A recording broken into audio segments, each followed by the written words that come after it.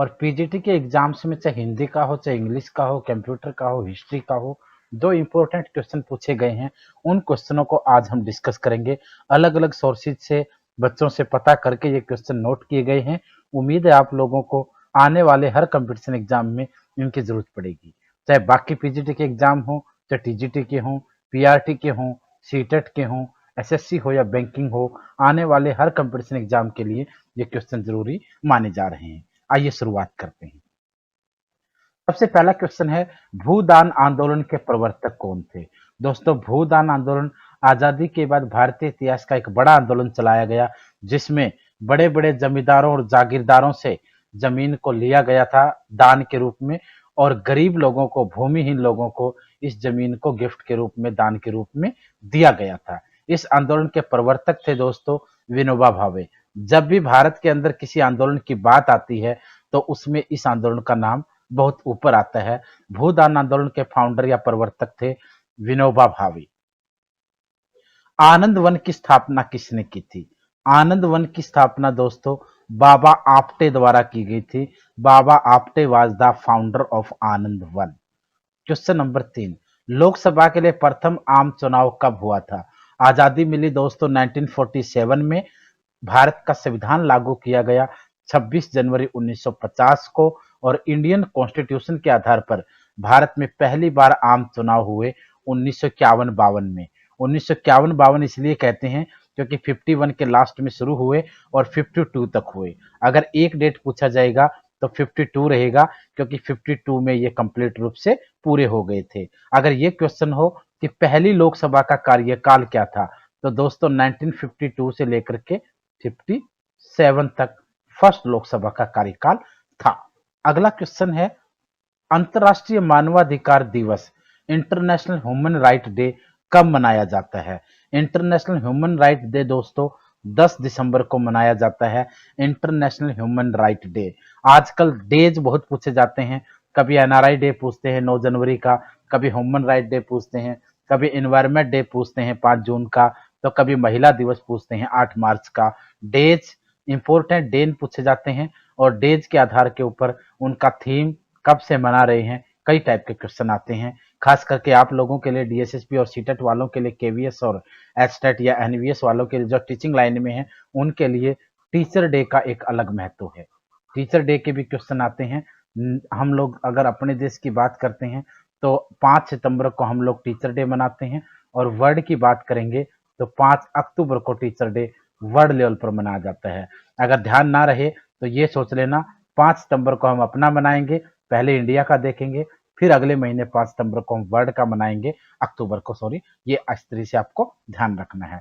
Next question है, किस शासक ने सबसे पहले लोक निर्माण विभाग पीडब्ल्यूडी, जिसे आजकल पीडब्ल्यूडी कहते हैं, पीपल पब्लिक वर्क्स डिपार्टमेंट, किस राजा ने सबसे पहले लोक निर्माण विभाग की स्थापना की थी? आंसर होगा फिरोज शाह तुगलक। फिरोज शाह तुगलक वही था जिसने नहरों का निर्माण करवाया, बिजली गिरने से कुतुब मीनार नष्ट हुआ था, उसका पुनर्निर्माण करवाया गया था, और इसी व्यक्ति ने 5 शहर देश में बड़े बनाए थे, चाहे जौनपुर हो, चाहे आपका हरियाणा के हिसार और फतेहाबाद हो, चाहे फिर आपके यूपी के बड़े शहर हो, या फिर दिल्ली का फिरोजाबाद हो। अगला क्वेश्चन है दोस्तों, सरस्वती सम्मान किस क्षेत्र में योगदान के लिए दिया जाता है? सरस्वती सम्मान, भारत का सरस्वती सम्मान एक बड़ा सम्मान है, अवार्ड है, और यह अवार्ड साहित्य यानी लिटरेचर के क्षेत्र में दिया जाता है। नेक्स्ट क्वेश्चन है, किसी परमाणु का रासायनिक व्यवहार निर्भर करता है? किसी भी परमाणु का, एटॉमिक का जो केमिकल रिएक्शन है या केमिकल जो बिहेवियर है, वो किस चीज के ऊपर डिपेंड करता है? न्यूक्लियस के गिर्द घूम रहे इलेक्ट्रॉनों की संख्या। न्यूक्लियस के चारों तरफ जितने भी इलेक्ट्रॉन घूम रहे हैं, उनकी संख्या के ऊपर किसी भी परमाणु का रासायनिक व्यवहार निर्भर करता है। उपराष्ट्रपति अपने मत का प्रयोग कब करते हैं? उपराष्ट्रपति अपने मत का प्रयोग मतों के बराबर रहने की स्थिति में करता है, क्योंकि उपराष्ट्रपति दोस्तों राज्यसभा का चेयरमैन भी होता है, और राज्यसभा का चेयरमैन होने के नाते उसे वोट देने का राइट नहीं होता है। वो वोट तब देता है जब दोनों तरफ वोट बराबर बराबर हो जाए, तो निर्णायक डिसीजन मेकिंग वोट देने का उसे राइट होता है, निर्णायक वोट वो दे सकता है ऐसी स्थिति में। नेक्स्ट क्वेश्चन है, मैन ऑफ डेस्टिनी किसे कहा जाता है? एक बड़ा नाम है दोस्तों, मैन ऑफ डेस्टिनी। किस व्यक्ति को कहा जाता है? नेपोलियन बोनापार्ट, जिसने पूरी दुनिया को जीतने का फैसला किया था। उस नेपोलियन बोनापार्ट, जो फ्रांस का एक शक्तिशाली राजा हुआ करता था, उसे हम दुनिया में मैन ऑफ डेस्टिनी के नाम से जानते हैं। संविधान के किस अनुच्छेद में धन विधेयक मनी बिल की परिभाषा दी गई है? संविधान के दोस्तों अनुच्छेद नंबर 110 आर्टिकल 110 में मनी बिल यानी धन विधेयक की व्यवस्था की गई है, उसकी डेफिनेशन दी गई है। अगर 110 की जगह 108 पूछेंगे तो 108 में पार्लियामेंट का ज्वाइंट सेशन का वर्णन किया गया है, जो राष्ट्रपति बुलाता है। नेक्स्ट क्वेश्चन है, भारत ने पहला परमाणु परीक्षण फर्स्ट न्यूक्लियर टेस्ट कब और कहां किया था? दोस्तों फर्स्ट न्यूक्लियर टेस्ट 14 मई 1974 को पोखरण राजस्थान के अंदर किया गया था, जिसे पोखरण फर्स्ट भी कहते हैं। इसका जो मेन मॉडल था, या इसे हम लोग स्माइलिंग बुद्धा के नाम से भी जानते हैं। हाल ही में पोखरण के ऊपर काफी सारे क्वेश्चन एग्जाम में पूछे जा सकते हैं, ध्यान रखना ये आप लोगों का, क्योंकि इंडिया ने परमाणु परीक्षण 2 बार किया। 1974 में परमाणु एनर्जी का एक्सपेरिमेंट किया और 1998 में परमाणु वेपन्स का एक्सपेरिमेंट किया। पहले वाला पोखरण 1 था, दूसरा पोखरण 2 था। कंप्यूटर के जिस भाग को हम स्पर्श कर सकते हैं वह क्या कहलाता है? उसे हार्डवेयर कहते हैं। कंप्यूटर का वो भाग जिसे हम छू सकते हैं, महसूस कर सकते हैं, हाथ लगा सकते हैं, उठा सकते हैं, रख सकते हैं, उसे हम हार्डवेयर कहते हैं। और जिस भाग को हम छू नहीं सकते उसे सॉफ्टवेयर कहते हैं। कैंसर के उपचार में प्रयुक्त उत्कृष्ट गैस, नोबल गैस जिसे कहते हैं, कौन सी है? रेडान। रेडान गैस को कैंसर के उपचार में, ट्रीटमेंट में यूज किया जाता है। मोनेजाइट बालू में कौन सा खनिज पाया जाता है? मोनेजाइट बालू में थोरियम पाया जाता है। शरीर में सबसे बड़ी अंतस्रावी ग्रंथि, या जिसको हम एंडोक्राइन ग्लैंड कहते हैं, वो कौन सी है? थायराइड। थायराइड शरीर में सबसे बड़ी अंतस्रावी ग्रंथि यानी एंडोक्राइन ग्लैंड होती है। नेक्स्ट है, भारत में श्वेत पत्र का प्रकाशन कौन सी संस्था करती है? श्वेत पत्र को दोस्तों व्हाइट पेपर कहते हैं। भारत में व्हाइट पेपर का डिक्लेरेशन जो है वो कौन सी संस्था करती है?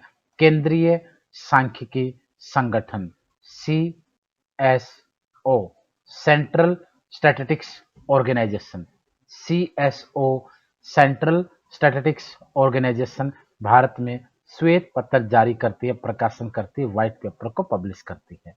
अगला है, भारत में गरीबी हटाओ का नारा कौन से 5 ईयर प्लान में था? दोस्तों इंडिया में गरीबी हटाओ का नारा 5वें 5 ईयर प्लान में था। 5वें 5 प्लान की बात करेंगे, टाइमिंग देखेंगे। पहला 5 ईयर प्लान देखना पड़ेगा 51 से 56 तक, दूसरा देखना पड़ेगा 56 से 61 तक, तीसरा देखेंगे 61 से लेकर के 66 तक, उसके बाद 3 साल का गैप, 3 साल का अवकाश था। आप ये भी कह सकते हैं 3 योजनाओं के बाद, 3 5 ईयर प्लान के बाद 3 साल का गैप। अगर 3 साल 66 में जोड़ेंगे तो 69 आएगा। चौथी 5 ईयर प्लान आपका 69 से लेकर के 74 रहा, और 5वां 5 ईयर प्लान आपका 74 से 78, 4 साल का था, ध्यान रखना। अगली सरकार ने इसको मान्यता नहीं दी थी। तो अगर गरीबी हटाओ की बात करेंगे तो कौन सी पंचवर्षीय योजना में था? 5 ईयर प्लान में। 5 ईयर प्लान का टाइमिंग देखेंगे 74 से 78 तक माना जाता है। यह भी आपको ध्यान रखना है, 3 5 ईयर प्लान के बाद 3 साल का गैप, फिर 2 प्लान, 2 प्लान के बाद फिर 2 साल का गैप, 2 साल का गैप मतलब 1780 से 2 साल जोड़ोगे तो 80 रहेगा। फिर अगली प्लान 80 से 85, फिर अगली 85 से 90, फिर 2 प्लान के बाद फिर 2 साल का गैप, और 2 साल का गैप 92 ले जाएगा। फिर यहाँ से कंटिन्यू ले जाओ, 92 से आपका रहेगा 1997, 1997 से आपका रहेगा 2002, 2 से आपका रहेगा 2007, 7 से रहेगा 12, और 12 से अभी जो लेटेस्ट था वो 17। इस तरीके से आपको टाइमिंग भरनी है। वैसे देखोगे अगर गैप फिल नहीं करोगे तो ये नहीं बता पाओगे कि चौथी कौन सी थी, 5वीं का कार्यकाल क्या था, 7वीं का क्या था, 11वीं का क्या था। तो ये ध्यान रखना है, 3 योजनाओं के बाद 3 साल का गैप, 2 योजनाओं के बाद 2 साल का गैप, फिर 2 योजनाओं के बाद 2 साल का गैप, आगे कोई गैप नहीं होगा। अगला क्वेश्चन है दोस्तों, भारतीय रिजर्व बैंक आरबीआई की स्थापना किस वर्ष हुई थी? आरबीआई की स्थापना 1934 में हुई थी। लेकिन अगर ये क्वेश्चन हो कि आरबीआई एक्ट कब बना था, आंसर होगा 1934। 1934 में आरबीआई एक्ट बना, 35 में आरबीआई की स्थापना हुई। जब आरबीआई की स्थापना हुई तो इसे कलकत्ता में बनाया गया था, लेकिन 37 में इसे बॉम्बे शिफ्ट कर दिया गया और इसी आरबीआई का नेशनलाइजेशन हुआ दोस्तों 1 जनवरी 1949 को। सभी क्वेश्चन ध्यान रखने हैं। 34 में एक्ट बना, 35 में आरबीआई बना, कलकत्ता में बना, 37 में बॉम्बे शिफ्ट कर दिया गया, आज भी बॉम्बे है, और 1 जनवरी 1949 को इसका नेशनलाइजेशन हुआ। नेक्स्ट क्वेश्चन है, शरीर के किस अंग को रक्त बैंक कहा जाता है? यानी शरीर का कौन सा अंग है, ऑर्गन है, जिसे ब्लड बैंक कहते हैं? आंसर है दोस्तों प्लीहा। प्लीहा को ब्लड बैंक कहा जाता है। बाल विवाह की प्रथा किस काल में आरंभ हुई? बाल विवाह की प्रथा दोस्तों गुप्ता डायनेस्टी में शुरू हुई, जिसे हम लोग गुप्त काल कहते हैं। नेक्स्ट क्वेश्चन है, भारत में पंचायती राज से संबंधित 73वां संशोधन कब लागू हुआ? भारत में पंचायती राज से संबंधित 73वां संशोधन 24 अप्रैल 1994 को लागू हुआ। 73वां संशोधन के आधार का मतलब दोस्तों पंचायतों से है। 74वें संशोधन की बात करेंगे तो नगर पालिका, नगर निगम, नगर परिषदों से है।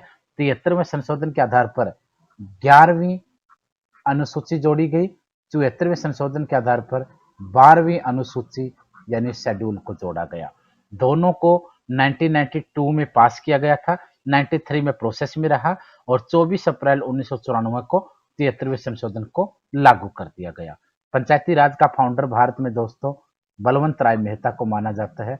बलवंत राय मेहता के आधार पर एक कमेटी बनी थी, उसने इसको आगे मान्यता दिलवाई थी, उसको बनाया था त्रिटायर आधार पर। भारत में सबसे बड़ा जनजातीय समुदाय कौन सा है? इंडिया का सबसे बड़ा जनजातीय समुदाय कौन सा है? आंसर है दोस्तों भील। खासकर 2 राज्यों में ज्यादा बसते हैं, शुरू से ही पाया जाता है, राजस्थान के अंदर और महाराष्ट्र में। नेक्स्ट है, संसद की किस वित्तीय समिति में यानी पार्लियामेंट की कौन सी फाइनेंशियल कमेटी में राज्यसभा का कोई भी प्रतिनिधि नहीं होता है या उसका कोई प्रतिनिधित्व या रिप्रेजेंटेशन नहीं होता है, रिप्रेजेंटेटिव नहीं होता है? प्राक्कलन समिति, इसे इंग्लिश वाले बच्चे कहेंगे एस्टिमेटेड। एस्टिमेटेड कमेटी के अंदर कोई भी राज्यसभा का व्यक्ति नहीं होता है। राज्यसभा के सदस्यों का चुनाव कितनी अवधि के लिए किया जाता है? राज्यसभा के सदस्यों का चुनाव 6 वर्ष के लिए किया जाता है। नेक्स्ट क्वेश्चन है, जम्मू कश्मीर का संविधान कब लागू किया गया? जम्मू कश्मीर का संविधान दोस्तों 26 जनवरी 1957 को किया गया, जिसके तहत जम्मू कश्मीर में धारा 370 को लगाया गया। अगला क्वेश्चन है, किस शासक ने भूमाप के लिए सिकंदरी गज या फिर इसे कहते हैं गज ए सिकंदरी की शुरुआत करी? कंफ्यूज होने की जरूरत नहीं है, गज सिकंदरी नाम इसके अंदर ही है। गज सिकंदरी की शुरुआत दोस्तों सिकंदर लोधी ने की थी, जो लोधी डायनेस्टी का एक शक्तिशाली राजा था। इसके अंदर कई बार क्वेश्चन पूछा जाता है, गज सिकंदरी में टोटल कितने अंक होते थे? 1 2 3 4 करके इसमें 32 अंक हुआ करते थे। भारत में भूमि को मापने का पहला पैमाना, पहला पैरामीटर बनाया गया था सिकंदर लोधी के द्वारा, इसमें 32 अंक हुआ करते थे। भारत सरकार का कौन सा पदाधिकारी संसद के किसी भी सदन की कार्रवाई में भाग ले सकता है? महान्यायवादी, जिसे हम लोग एजी कहते हैं, इंग्लिश में जिसे अटॉर्नी जनरल कहते हैं। भारत सरकार का एकमात्र पदाधिकारी अटॉर्नी जनरल होता है या महान्यायवादी होता है, जो संसद के दोनों सदनों की कार्रवाइयों में हिस्सा ले सकता है, बट सवाल जवाब नहीं कर सकता और वोटिंग नहीं कर सकता। खास बात ध्यान रखना। नेक्स्ट क्वेश्चन है, Netaji Subhash national institution of sport कहां पर स्थापित है? Netaji Subhash national institution of sports दोस्तों पटियाला के अंदर है, जो आपके पंजाब में पड़ता है। नेक्स्ट क्वेश्चन है, विल्स ट्रॉफी किस खेल से संबंधित है? विल्स ट्रॉफी का संबंध दोस्तों क्रिकेट से होता है। रामानुज के अनुयायी को क्या कहा जाता है? रामानुज के अनुयायियों को वैष्णव कहा जाता है। वैष्णव किसके अनुयायियों को कहा जाता है, यह भी क्वेश्चन आ सकता है। रामानुज के अनुयायियों को वैष्णव कहा जाता है। नेक्स्ट क्वेश्चन है, दादा साहब फाल्के पुरस्कार भारत सरकार ने कब शुरू किया? दादा साहब फाल्के पुरस्कार दोस्तों भारत सरकार ने 1969 में शुरू किया गया और पहला दादा साहब फाल्के पुरस्कार मिला दोस्तों देविका रानी को, जो फिल्म इंडस्ट्री की पहली महिला नायिका थी। नेक्स्ट क्वेश्चन है इंडियन सिक्योरिटी प्रेस कहां पर स्थित है? Indian security press Nashik road Pune में है। इंडियन सिक्योरिटी प्रेस पुणे में है, पुणे के नासिक रोड पर स्थित है। शतरंज विश्व कप कितने समय अंतराल से होता है? शतरंज विश्व वर्ल्ड कप यानी जिसे हम लोग इंग्लिश वाले बच्चे जिसे चेस वर्ल्ड कप कितने साल के गैप में होता है? 2 साल के गैप में। 2 साल के गैप में ध्यान रखना शतरंज का वर्ल्ड कप होता है। बाकी चाहे आपका ओलंपिक हो, चाहे आपका कॉमनवेल्थ हो, चाहे आपका एशियन कप एशियन गेम्स हो, सारे के सारे 4-4 साल बाद होते हैं। लेकिन शतरंज यानी चेस का वर्ल्ड कप 2 साल बाद होता है। राष्ट्रीय आवास बैंक किसका नियंत्रित उपक्रम है? राष्ट्रीय आवास बैंक किसके अंडर में काम करता है, किसका एक उपक्रम के रूप में है? भारतीय रिजर्व बैंक आरबीआई के उपक्रम के रूप में काम करता है। नेक्स्ट क्वेश्चन है संयुक्त राष्ट्र संघ का महासचिव बनने वाला पहला अफ्रीकी व्यक्ति कौन था? दोस्तों संयुक्त राष्ट्र का महासचिव बनने वाला पहला अफ्रीकी व्यक्ति था कोफी अन्नान। लेकिन अगर अब की बात करें कोफी अन्नान साउथ कोरिया का था, साउथ कोरिया का था। लेकिन अगर वर्तमान की बात करें दोस्तों तो वर्तमान में यूएनओ का जनरल सेक्रेटरी यानी महासचिव है एंटोनियो एंटोनियो गुटेरियस है, जो पुर्तगाल का रहने वाला है, एक पोर्तुगीज है। क्वेश्चन देखना, अगर ये क्वेश्चन है संयुक्त राष्ट्र संघ का महासचिव बनने वाला पहला अफ्रीकी, हमें लगता है कि संयुक्त राष्ट्र संघ का महासचिव पूछा गया है, लेकिन इसने पूछा कि पहला अफ्रीकी कौन था। पहला भी और अब तक का आखिरी अफ्रीकी भी कोफी अन्नान ही था। अभी वर्तमान नहीं पूछा गया है। अगर वर्तमान पूछेंगे तो एंटोनियो एंटोनियो गुटेरियस रहेगा। नेक्स्ट क्वेश्चन है दोस्तों बनी ठनी पेंटिंग शैली का संबंध भारत के किस शहर में? यह क्वेश्चन आजकल सबसे ज्यादा चर्चित है। आईएएस के प्रीलिम्स 2018 में भी ये क्वेश्चन पूछा गया और अब सीट इसमें डीएसएसबी में भी पीजीटी में इस क्वेश्चन को पूछा गया। तो इस क्वेश्चन को ध्यान रखना, बनी ठनी पेंटिंग शैली का संबंध भारत के किस शहर से है? किशनगढ़, किशनगढ़ से इसका संबंध है दोस्तों। नेक्स्ट है न्याय दर्शन के संस्थापक कौन थे? न्याय दर्शन के संस्थापक कौन थे? न्याय दर्शन के संस्थापक दोस्तों महर्षि गौतम थे। महर्षि गौतम ने न्याय दर्शन की स्थापना की थी। नेक्स्ट है डॉक्टर बी आर अम्बेडकर ने संविधान का हृदय और आत्मा किसे कहा गया है? डॉक्टर बी आर अम्बेडकर ने कॉन्स्टिट्यूशन का हार्ट एंड सोल किसे कहा है? आंसर होगा दोस्तों संवैधानिक उपचारों का अधिकार यानी आर्टिकल 32 या इंग्लिश में कहेंगे कॉन्स्टिट्यूशनल रिमेडीज, कॉन्स्टिट्यूशनल रिमेडीज संवैधानिक उपचारों का अधिकार जिसमें रेट लगाई जाती है। किसके वायु प्रदूषण से अम्ल वर्षा होती है? किसके वायु प्रदूषण से अम्ल वर्षा होती है? नाइट्रस ऑक्साइड एवं सल्फर ऑक्साइड, नाइट्रस ऑक्साइड और सल्फर ऑक्साइड के प्रदूषण के वायु प्रदूषण से अम्ल वर्षा होती है। नेक्स्ट है हरे फलों को कृत्रिम रूप से पकाने में किस गैस का प्रयोग किया जाता है? हरे फलों को कृत्रिम रूप से पकाने में दोस्तों एथिलीन का प्रयोग किया जाता है, एथिलीन। आज की वीडियो में दोस्तों हम कुछ और क्वेश्चन आपसे डिस्कस कर देते हैं। भारत में गोल्डन हैंडशेक योजना किससे संबंधित है? इंडिया में गोल्डन हैंडशेक योजना का संबंध स्वैच्छिक सेवानिवृत्ति से है, यानी अपनी मर्जी से जो रिटायरमेंट ली जाती है, स्वैच्छिक अपनी विश से सेवानिवृत्ति रिटायरमेंट ली जाती है, उसका संबंध गोल्डन हैंडशेक योजना से है। नेक्स्ट है लोकसभा में शून्यकाल यानी 0 आवर की अवधि अधिकतम कितनी हो सकती है? ऑटोमेटिकली दोस्तों 1 घंटे की। 1 घंटे का 0 आवर होता है, 1 घंटे का क्वेश्चन आवर होता है, पर्सन काल होता है। पहले पर्सन काल होता है 11 से 12, फिर 12 से 1 आपका 0 आवर होता है। नेक्स्ट कांग्रेस के किस अधिवेशन में सविनय अवज्ञा आंदोलन शुरू करने का निर्णय लिया गया? कांग्रेस के लाहौर अधिवेशन में दोस्तों सविनय अवज्ञा आंदोलन शुरू करने का फैसला लिया गया 1930 में। फिर दांडी मार्च हुआ और फिर आपका सविनय अवज्ञा आंदोलन यानी सिविल डिसोबे मूवमेंट शुरू किया गया। गदर पार्टी दोस्तों, गदर वर्ड है ये। गदर पार्टी की संस्थापना या संस्थापक कौन थे? गदर पार्टी के संस्थापक दोस्तों लाला हरदयाल थे। लाला हरदयाल ने 1913 में अमेरिका के सैन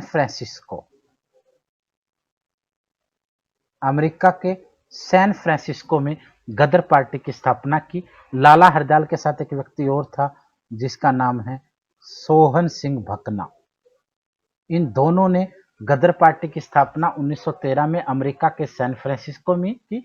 पार्टी का मुख्य उद्देश्य था विदेशों से, दूसरे देश के लोगों से, ऐसे लोगों से चंदा इकट्ठा करना जिनके दिल में भारत के प्रति दर्द है और भारत को आजाद करने के लिए जो सोचते हैं। विदेशों से चंदा इकट्ठा करना और उस डोनेशन या चंदे के पैसे से इंडियन रिवॉल्यूशनर्स, भारतीय क्रांतिकारियों की मदद करना, इसका मुख्य उद्देश्य था। सोहन सिंह बकना ने 1913 में ही हिंद एसोसिएशन की स्थापना भी की थी। कवि गुरु के नाम से किसे जाना जाता है? कवि गुरु के नाम से दोस्तों रविंद्रनाथ टैगोर को जाना जाता है, जिन्होंने जनगण मन की रचना की और इन्होंने ही जिन्हें अंग्रेजों ने नाइटहुड, सर की उपाधि दी और इन्होंने ही, यही फर्स्ट इंडियन था जिन्हें नोबेल प्राइज मिला। फर्स्ट इंडियन जिन्हें नोबेल प्राइज मिला 1913 में लिटरेचर के फील्ड में, गीतांजलि बुक के ऊपर। नेक्स्ट क्वेश्चन है, भारत का शेक्सपियर किसे कहा जाता है? इंडिया का शेक्सपियर दोस्तों महाकवि कालिदास को कहा जाता है। Kalidas is known as the Shakespeare of India. Bharat में महात्मा गांधी के दांडी मार्च की तुलना नेपोलियन की पेरिस यात्रा से किसने की थी? सुभाष चंद्र बोस। सुभाष चंद्र बोस ने गांधी जी की दांडी यात्रा की तुलना नेपोलियन की पेरिस यात्रा से की थी। नेपोलियन की पेरिस यात्रा से इसकी तुलना की गई। दांडी मार्च दोस्तों 12 मार्च से 6 अप्रैल 1930, 12 मार्च 1930 से 6 अप्रैल 1930 तक चला। शुरुआत हुई थी साबरमती फार्म से, समाप्त हुआ गुजरात के दांडी समुद्र तट पर। लंबी यात्रा थी। गांधी जी ने अपने 78 फॉलोअर्स के साथ इसे पूरा किया। यहाँ जाकर के नमक बनाया, नमक बना करके नमक कानून को तोड़ा गया। यहीं से दांडी मार्च को समाप्ति और सविनय अवज्ञा आंदोलन लॉन्च हुआ। महात्मा गांधी ने एकमात्र कांग्रेस के अधिवेशन की अध्यक्षता की? बेलगांव अधिवेशन दोस्तों 1924 में हुआ था, जिसमें गांधी जी चेयरमैन थे। बेलगांव कर्नाटक में है। भारतीय संविधान की 8वीं अनुसूची का संबंध किससे है? भारतीय संविधान की 8वीं अनुसूची में दोस्तों भाषाओं का वर्णन है। 22 लैंग्वेजेज जो भारतीय संविधान द्वारा मान्यता प्राप्त हैं, इन्हें भारतीय संविधान की 8वीं सूची में रखा गया है, अनुसूची में रखा गया है, शेड्यूल में। 1857 के विद्रोह में किस नेता ने स्वयं को बहादुर शाह का गवर्नर घोषित किया? बहादुर शाह जफर का गवर्नर घोषित किया दोस्तों नाना साहब ने, जो कानपुर के नेता थे, बिठूर के महाराज जी ने कहा गया था, जिनकी अंग्रेजों ने पेंशन बंद कर दी और उन्होंने अंग्रेजों के खिलाफ क्रांति का बिगुल बजा दिया। आज की वीडियो में दोस्तों इतना ही। एक नई वीडियो के साथ काफी महत्वपूर्ण क्वेश्चन लेकर कल फिर हाजिर होंगे। उम्मीद है आप लोगों को सब कुछ समझ आ रहा है। फिर भी कोई स्पेशल वीडियो चाहिए तो आप मुझे कमेंट कर सकते हैं, वीडियो के नीचे व्हाट्सएप पे मैसेज कर सकते हैं। आप लोगों की पूरी मदद की जाएगी। आप तैयारी करते रहिए, हम आपके साथ हैं। जल्दी ही मेहनत करके एक अच्छा सा सिलेक्शन लेकर अपनी नौकरी पक्की कर लीजिए। आज के लिए इतने दोस्तों।